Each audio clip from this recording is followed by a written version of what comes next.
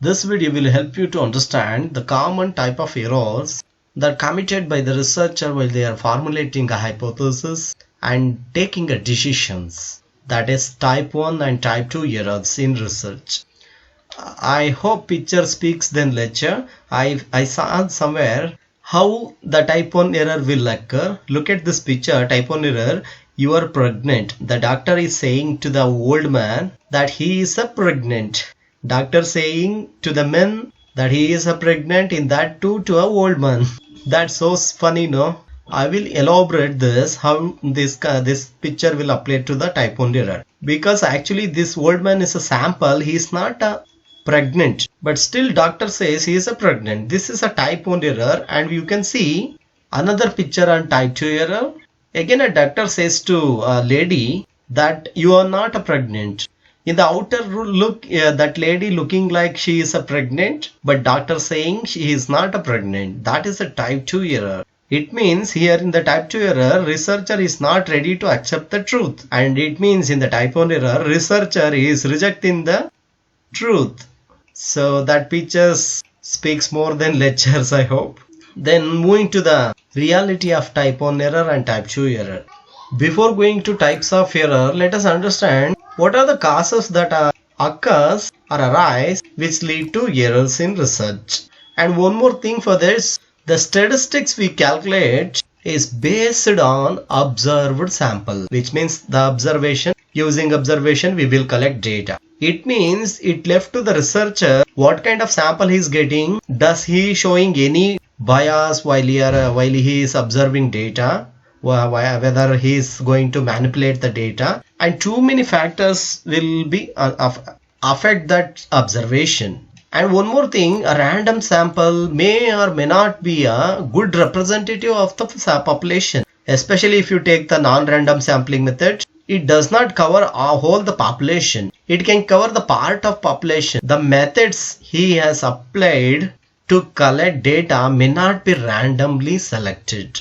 And one more very important thing you should understand, and it is also disadvantages in the statistics. The statistics you calculated, that is based on the sample you collected from the population. And this sample is very smallest, about which the decision is to be taken. Especially when your population is larger, like whole the country.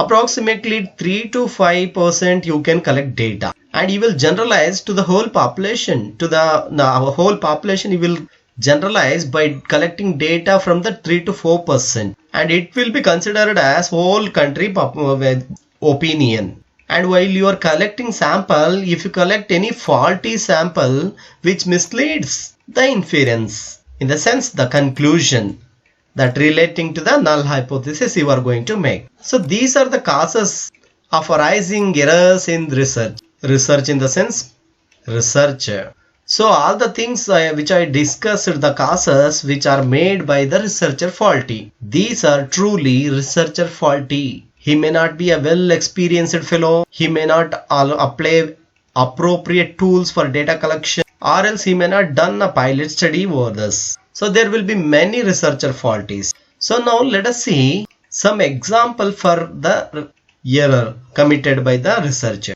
Where you can see an engineer example. An engineer infers that a packet of screws is substandard, and in that too when actually it is not. When a packet of screws are not substandard, an engineer infers the packet of screws are substandard. So that it is exactly an error caused due to poor inappropriate sample, which means engineer is not trying to take a right representative of the population. Similarly, one more similar example you can take, a packet of screws may infer good when actually it is substandard. Here in one example, when it is not substandard, an engineer infers that a packet of screws are substandard. When here it is an actually substandard, he says it is good. So in the sense we can summarize these two faulty. We or anyone can commit two kinds of errors while they are testing the hypothesis. That is true. One can underestimate the good product, one can overestimate the bad product. In statistics, these two estimates can be inferred as type 1 error and type 2 error. Then let us go in detail about type 1 and type 2 error. As we see, commonly we can commit two types of error, that is type 1 error and type 2 error.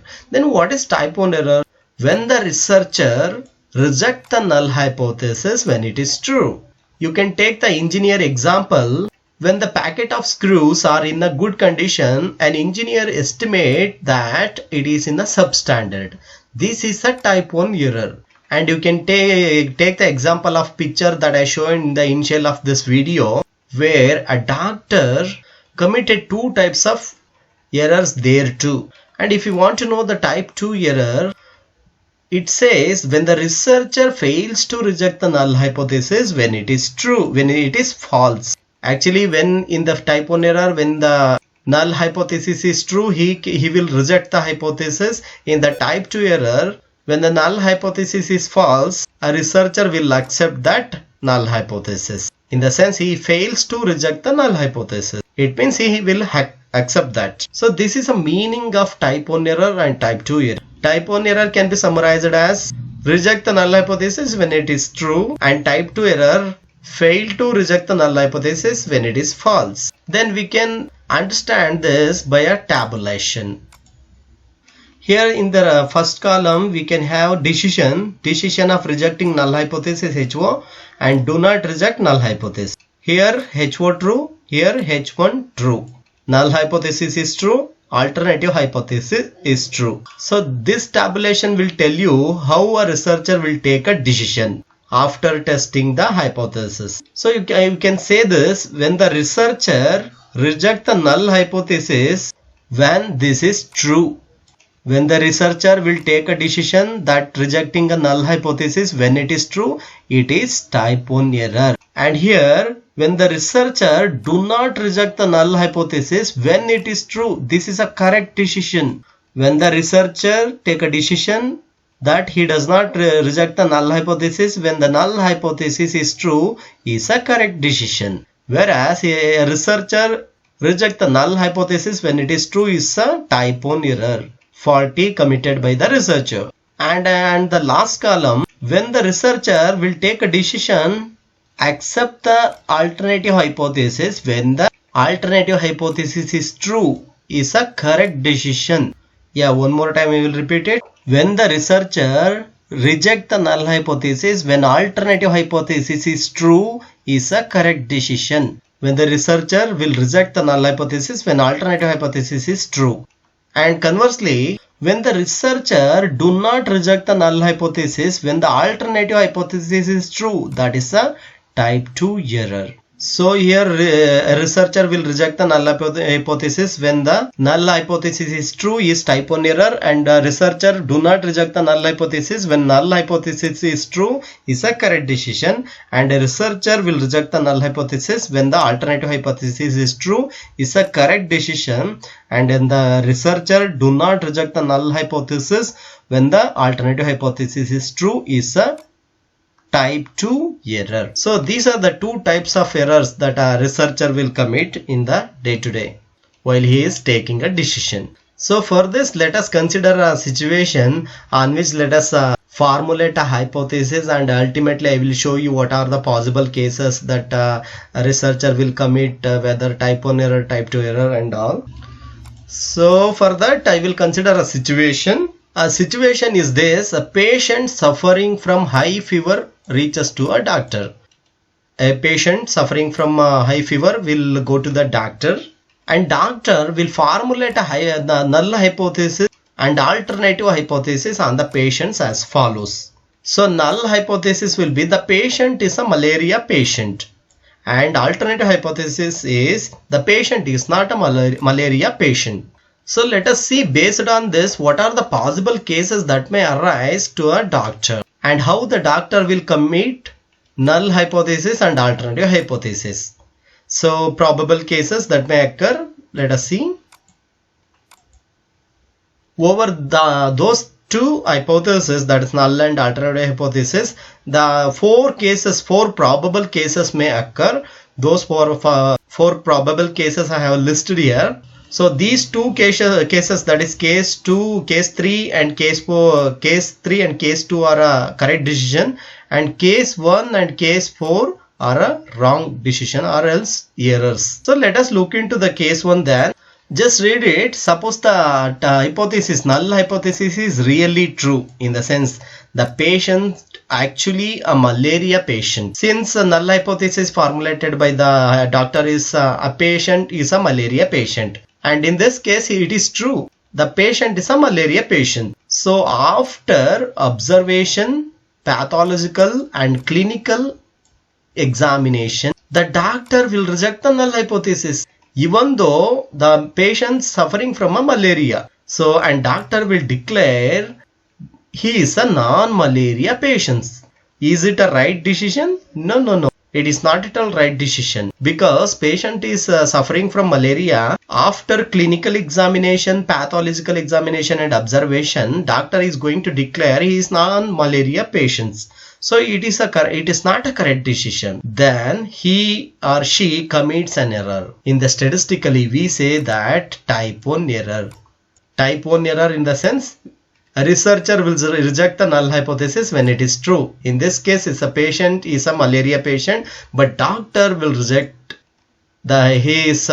giving reason he is a non-malaria patient, and it is a wrong decision. Let us look into the case 2. Suppose that a hypothesis HO is actually false, in the sense the particular patient is not a malaria patient, he is a non-malaria patient, and after observation, doctor rejects HO. He declares him or her a non-malaria patient. So our null hypothesis is the particular patient is a malaria patient, and doctor declares he is not a non-malaria patient, and when the null hypothesis is false, and it is a correct decision. In this case, in the second case, doctor rejects the null hypothesis when the null hypothesis is true, and doctor declares non-malaria patient as non-malaria patient only. And in the case 1, malaria patient is declared by non-malaria patient. So it is a type 1 error. And let us look into the case 3, that suppose that a hypothesis is really true, in the sense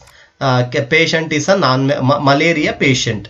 That is a patient actually a malaria patient, and after observation, pathological and clinical examination and all, the doctor does not reject HO, which means he accepts HO, and he declares that particular patient is a malaria patient. So it is a contradictory to case 1, when in the case 1 actually patient is a malaria patient, and doctor will declare him as a non-malaria patient. In the case 3, the patient is malaria patient, and doctor accepts that patient is a malaria patient, and he does not reject null hypothesis. He accepts the null hypothesis, and it is a correct decision. Case 3 also correct decision. And let us move to the last case, that is case number 4.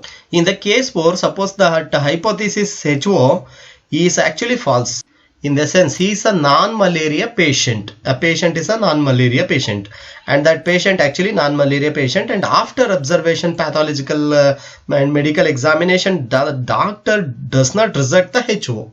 What is our HO? The patient is a malaria patient. Actually, when the patient is not a non-malaria patient, we have to, or a doctor has to reject the HO. But here in the case 4, doctor declares him or her as a malaria patient, even though patient is a non-malaria patient. And it is not a correct decision, that he committed in this case a type 2 error. So like this, on any hypothesis, these kind of 4 probable cases that may arise to a researcher.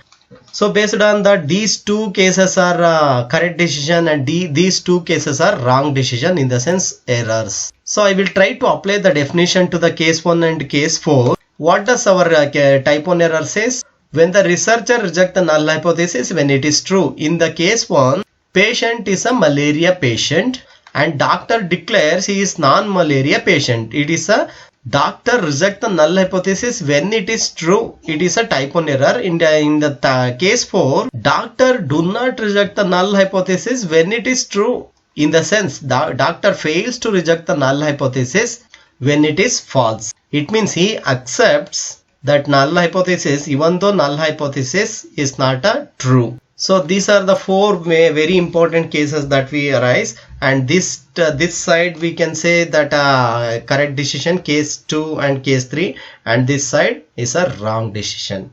I hope these type 1 error and type 2 error are very clear for you people after watching my video.